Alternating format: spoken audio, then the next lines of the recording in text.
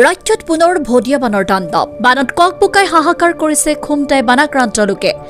নিপকো সৃষ্ট আবতৰীয়া বানত জলমগ্ন খুমটাই বৃত্তৰ অঞ্চল দ্বিতীয়টো বানত বুৰিল ৩০খনৰো অধিক গাঁও নিপকোৱে বান খুলি দিয়াৰ পিছতে অধিক ভয়াৱহ হৈ পৰিছে পৰিস্থিতি ভয়ংকৰ বানৰ কবলত পৰিছে সমগ্ৰ গোলাঘাট জিলা মেৰাপানী খুমটাই মৰঙী সৰু পথাৰ বোকাখাট আদি কৰি কেইবাটাও অঞ্চল পৰিছে বানৰ কবলত উল্লেখযোগ্য যে ৩০খন গাঁৱত প্ৰায় ৫,০০০ৰো অধিক পৰিয়াল বানত প্লাবিত হৈ হাহাকাৰময় পৰিস্থিতিৰ সৃষ্টি হৈছে যোৱা ৩-৪ দিনৰ পৰা নিপকোৱে জাননীবিহীনভাৱে এৰিছিল পানী আৰু যাৰ ফলত ধনশিৰি নদীৰ বানত জলমগ্ন খুমটাই সমগ্ৰ অঞ্চল অৱশ্যে বানৰ কবলত পৰা উদ্ধাৰ কাৰ্যত তৎপৰ জয় ভাৰত পাৰ্টিৰ অসম ৰাজ্যিক মুখপাত্ৰ তথা গোলাঘাট জিলাৰ সভাপতি অমিত নাগৰ এক কথাত খুমটাইত ভয়াৱহ ৰূপ ধাৰণ কৰিছে ভদিয়া বানে বৰ্ণাঢ্যৰ এতিয়া নাজল নাথল অৱস্থা এই সময়ত বানবিধ্বস্ত ৰাইজৰ মাজত ত্ৰাণকৰ্তা ৰূপে থিয় দিছে জয় ভাৰত পাৰ্টিৰ অসম ৰাজ্যিক মুখপাত্ৰ তথা গোলাঘাট জিলাৰ সভাপতি অমিত নাগে এনে ভয়াৱহ পৰিস্থিতিৰ মাজেৰে গৈ বানপানীৰ মাজৰ পৰা শিশু বয়োজ্যেষ্ঠ লোকক উদ্ধাৰ কৰি আনি শিবিৰত ৰখাৰ উপৰিও নিজা প্ৰচেষ্টাৰে বানপীড়িত ৰাইজক খাদ্য যোগান ধৰাৰ লগতে এনে বহু লোকক উদ্ধাৰ অভিযানো অব্যাহত ৰাখিছে 3 দিন ধৰি দিনে ৰাতিয়ে প্ৰায় কষ্ট কৰি থকা হৈছে গোলাঘাট ডিষ্ট্ৰিক্টৰ আমি 9টা টিমে কাম কৰি থকা হৈছে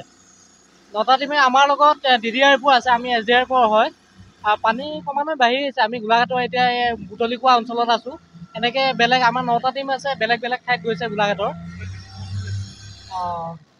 ক্ৰমান্বয়ে পানী বাঢ়িছে তথাপিতো আমি এতিয়া 300 মান মানুহ আনিছো তাৰপিছত বেমাৰী মানুহ আছে বহুতখিনি তেখেতলোকক উদ্ধাৰ কৰা হৈছে গৰু ছাগলী পৰা ধৰি বহুত অৱস্থা বহুত বেয়া হৈ গৈছে আমি সকলোকে এনেকৈ উঠাইছোঁ আৰু নিৰ্দিষ্ট হয়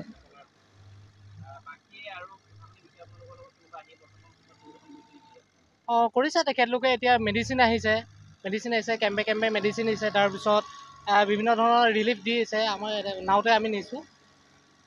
তেনেকৈ মেডিকেল কেম্প কৰিছে ৰিলিফ দিছে বিভিন্ন ধৰণৰ খোৱা বস্তু দিছে আমাৰ নাৱত আজি একদিনটো বেলেগ বেলেগ নি আছে আমাৰ নাৱত পানী নিছে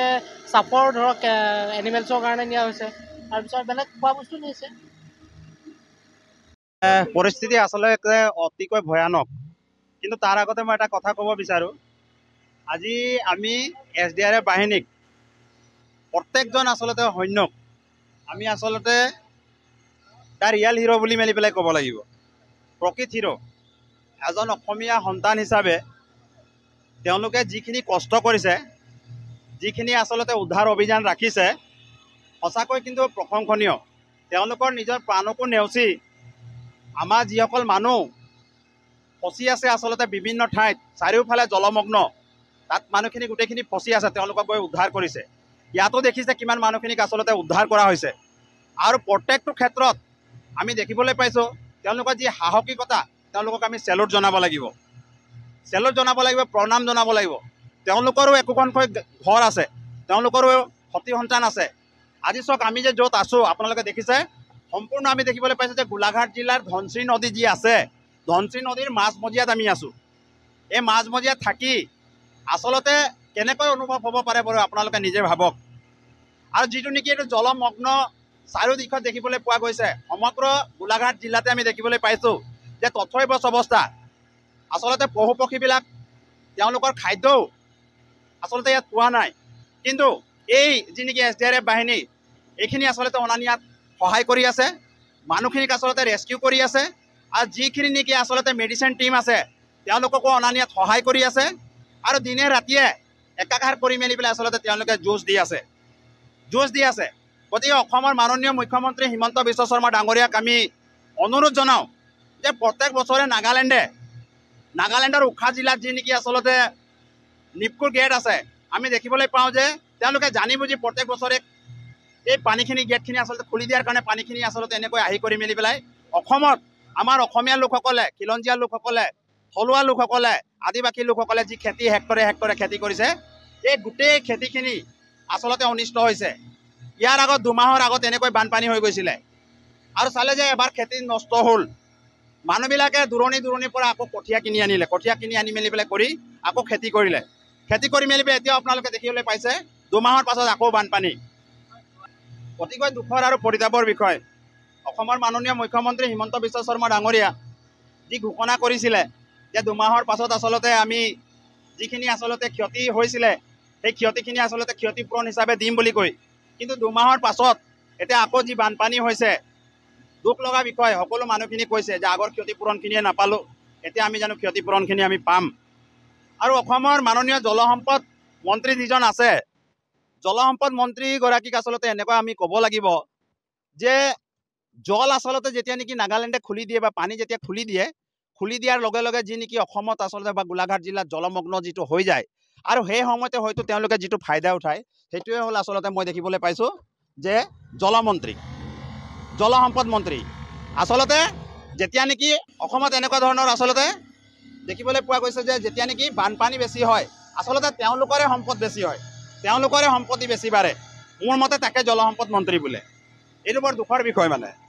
এতিয়া এইটো কথাটো হ'ল যে অসম নাগালেণ্ড সীমান্তত অলপ দিনত জানে যে আমাৰ অসমৰ সীমাখিনি নগাই যি নেকি ৰাখি থৈছিলে মাটিখিনি, সেইখিনি আমি আচলতে কাঢ়ি অনাৰ কাৰণে নগাই আচলতে এইটো জলবোমা হিচাপে আমাৰ অসমৰ ওপৰত আচলতে এটা নিক্ষেপ কৰিছে। এইটো জলবোমা বুলি কয়। এই জলবোমাটো দি মেলি পেলাই সমগ্ৰ অসমীয়া জাতিটোক শেষ কৰিব বিচাৰিছে,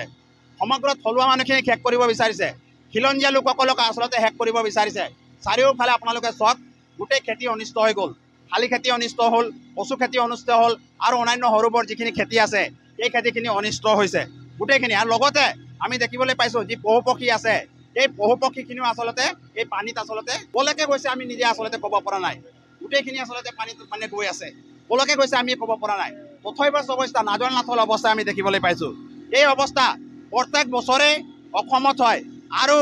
এই অৱস্থা যিটো হয় নেকি নাগালেণ্ডত, কিন্তু ইয়াত উৎসৱ মানে যে অসমত এটা উৎসৱ আহিছে, এই উৎসৱটো আচলতে বাৰিষাৰ সময়ত আহে, আৰু এই উৎসৱটো তেওঁলোকেহে ডেট ফিক্স কৰি থৈছে নাগালেণ্ডে, আৰু তেওঁলোকে তাত ফূৰ্তি কৰে, মাছ মাংস খাই মেলি পেলাই আচলতে ফূৰ্তি কৰে যে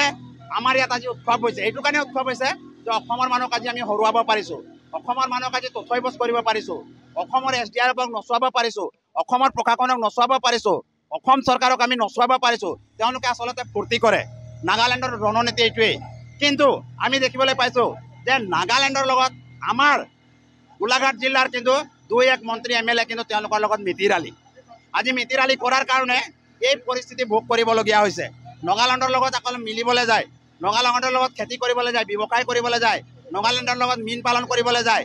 এই পৰিস্থিতি এতিয়া চাওক, তেওঁলোকে নিজে চাওক, ক'লে আমাক ক'ব যে আমি থকা হৰকা কৰিছে বুলি। উচিত কথাটো কৈছোঁ, কোনো থকা হৰকাৰ কথা নহয়। নাগালেণ্ড এখন বেলেগ ৰাজ্য, তেওঁলোকে আমাৰ মাটিও আচলতে লৈ লৈছে, মাটিও মানে লুটপাট কৰি মেলি পেলাই লৈছে, আৰু এনেকুৱা ধৰণে জলবোমাও এৰি দিছে, জাতিটোক শেষ কৰিব বিচাৰিছে। গতিকে ইয়াৰ প্ৰত্যুত্তৰ অতি শীঘ্ৰে দিয়া হ'ব। এই বানপানীটো আচলতে যেনে তেনে কমি লওক, তাৰ পাছত চাব এইটো কিন্তু এটা বৃহৎ আন্দোলন হ'ব।